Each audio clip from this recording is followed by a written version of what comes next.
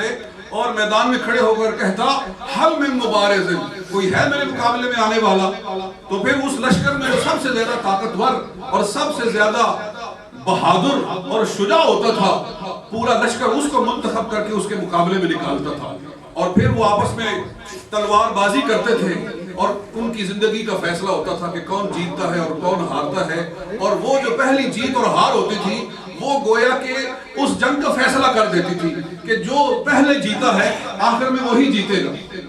جب یہ جنگ بدر ہوئی، نبی صلی اللہ علیہ وسلم نے 3 آدمیوں کو نکالا۔ پہلے کافروں نے 3 آدمی نکالے اور سارے کے سارے وہ ہاشمی اور قریشی تھے، بنو ہاشم میں سے تھے۔ نبی صلی اللہ علیہ وسلم نے اس کے مقابلے میں اپنے 3 ہاشمی نکالے۔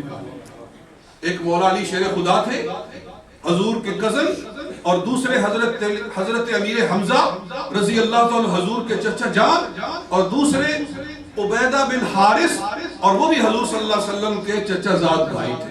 2 چچا زاد بھائی نکالے اور ایک اپنے چچا حضرت امیر حمزہ کو پیش کیا۔ یہ تینوں ایک دوسرے کے اوپر جھپٹے، اپنے اپنے مد مقابل کے اوپر۔ حضرت علی نے بھی اپنے مد مقابل کو ایک ہی وار میں اس کے 2 ٹکڑے کر کے رکھ دیے، اور امیر حمزہ رضی اللہ تعالیٰ عنہ نے بھی 2 ہی واروں میں اپنے دشمن کا خاتمہ کر دیا۔ اور جو عبیدہ بن حارث تھے، وہ چونکہ بوڑھے تھے، تھوڑے عمر رسیدہ تھے، ان کے مد مقابل نے ان کو زخمی کر دیا، ان کا بازو کاٹ دیا۔ یہ دونوں اپنے مد مقابل سے فارغ ہو کر اس دشمن کے اوپر جھپٹے اور اس کو بھی ٹکڑے کیے، اور عبیدہ بن حارث کو اپنے کندھوں پہ اٹھا کر سرکار کے پاس لائے، اور پھر اس فتح نے بدر کے میدان میں اسلام کی پہلی فتح کی بنیاد رکھی۔ علی شیر خدا رضی اللہ تعالیٰ عنہ کی کس کس بات کا ذکر کیا جائے؟ اور یہاں میں ایک اور بات عرض کرنا چاہتا ہوں۔ جنگ تبوک، غزوہ تبوک، وہ حضور علیہ السلام کی زندگی کا آخری غزوہ ہے۔ بدر سب سے پہلا غزوہ ہے اور تبوک سب سے آخری غزوہ ہے۔ غزوہ تبوک پر نبی صلی اللہ علیہ وسلم جب جانے لگے تو آپ نے فرمایا کہ اے علی، آج میں تجھے اپنے مسلح پر کھڑا کر کے جا رہا ہوں۔ آج تو میرے ساتھ نہیں جائے گا جنگ پر، بلکہ تو مدینہ میں میرا خلیفہ بنے گا۔ مدینہ طیبہ کی حفاظت کرنے کے لیے کوئی آدمی ہونا چاہیے، تو میں تجھے اپنی جگہ پر اپنا خلیفہ بنا کر جا رہا ہوں، اور تو نے میری جگہ پر یہاں نماز پڑھانی ہے، اور تو نے مدینہ پاک کے لوگوں کو، جو مریض ہیں، جو بچے ہیں، جو عورتیں ہیں، جو جنگ پر نہیں جا سکتے ہیں، ان کی تو نے نگرانی کرنی۔ حضرت علی شیر خدا کی آنکھوں میں آنسو آ گئے۔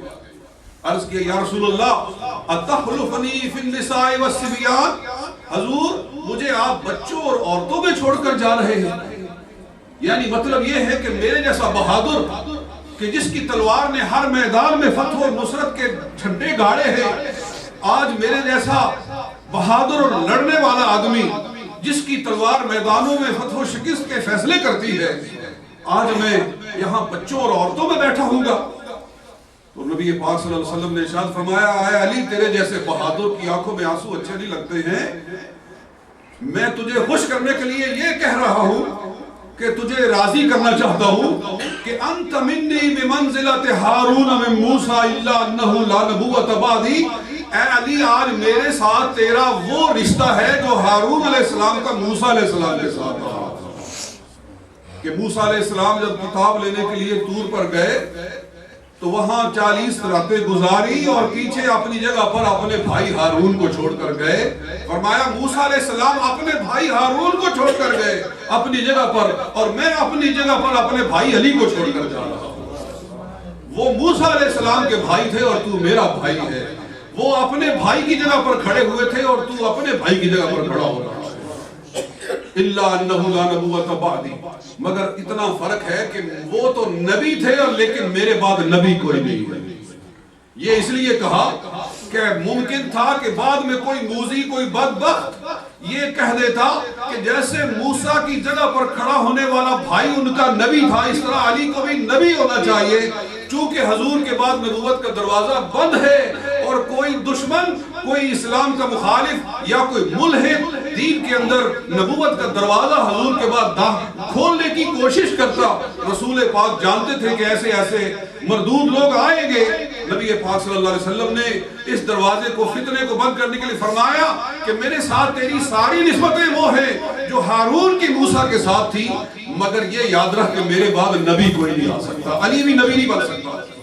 بولیے علی بھی نبی نہیں بن سکتا۔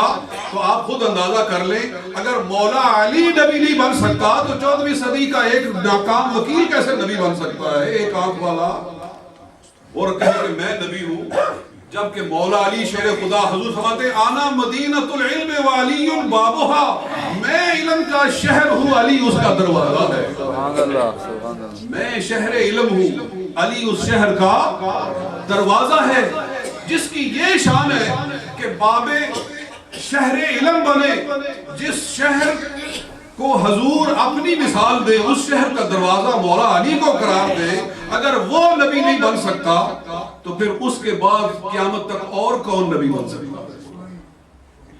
بہرحال یہاں ایک اور بڑی ایک پیچیدہ بات ہے، ایک گنجلک ہے یہاں، اور وہ یہ کہ شیعہ لوگوں نے، ہم کسی کو برا نہیں کہتے، لیکن جو ہمارا موقف ہے، جو ہمارا نظریہ ہے، اس کو تو ہم بیان کرتے ہیں۔ شیعہ لوگ یہ کہتے ہیں کہ نبی علیہ السلام نے فرمایا انت منی بمنزلۃ ہارون و موسیٰ، اے علی تو میرے ساتھ ایسے ہے جیسے موسیٰ کے ساتھ ہارون۔ تو نبی صلی اللہ علیہ وسلم اپنی جگہ پھر حضرت علی کو خلیفہ بھی بنا کر جا رہے ہیں۔ یہ سارا اشارہ تھا اس بات کا کہ میرے بعد میرا خلیفہ علی بننا چاہیے، میری خلافت کی جگہ علی کو لینی چاہیے، میرا مسلح علی کو سنبھالنا چاہیے۔ یہ حضور صلی اللہ علیہ وسلم نے کہا، مگر لوگوں نے اس کی مخالفت کی اور دوسرے لوگ مسلح پہ کھڑے ہوئے۔ اس بات کی طرف توجہ کرنی چاہیے کہ یہ دلیل بالکل غلط دلیل ہے، یہ دلیل انتہائی کمزور دلیل ہے۔ پہلی بات تو یہ ہے کہ اگر صرف اتنی بات لی جائے کہ حضور اپنے مسلح پر حضرت علی کو کھڑے کر کے گئے ہیں، اس لیے وہ خلافت کے حقدار ہیں، تو حضور صلی اللہ علیہ وسلم کتنی دفعہ باہر گئے، کتنے غزوے کیے حضور نے؟ آپ کو معلوم ہے نبی صلی اللہ علیہ وسلم نے کتنے غزوات کیے؟ 17 یا 18۔ اگر آپ حج وداع کو، حجۃ الوداع کو بھی شامل کر لے تو 18، اور اگر اس کو نکال دے تو 17 دفعہ حضور صلی اللہ علیہ وسلم جہاد پر، غزوے پر تشریف لے گئے، لڑائیوں پر تشریف لے گئے، جنگوں پر۔ اور ان میں کتنی مرتبہ حضرت علی کو اپنی جگہ پر خلیفہ بنایا؟ صرف ایک دفعہ، غزوہ تبوک پر۔ اس کے علاوہ کس کو بناتے تھے؟ تو 13 جنگوں کے اندر آپ اپنے صحابی حضرت عبداللہ ابن ام مکتوم کو خلیفہ بنا لیا۔ کتنی؟ 13 جنگوں میں عبداللہ ابن ام مکتوم، اس صحابی کو حضور اپنا خلیفہ بنا لیا۔ اگر یہی دلیل ہے شیعہ حضرات کی کہ جو حضور کی جگہ خلیفہ بنا وہ حضور کے بعد خلیفہ بننا چاہیے، تو پھر سب سے زیادہ حقدار خلافت کا عبداللہ ابن ام مکتوم ہونا چاہیے کہ جس کو 13 دفعہ حضور نے اپنا خلیفہ بنایا۔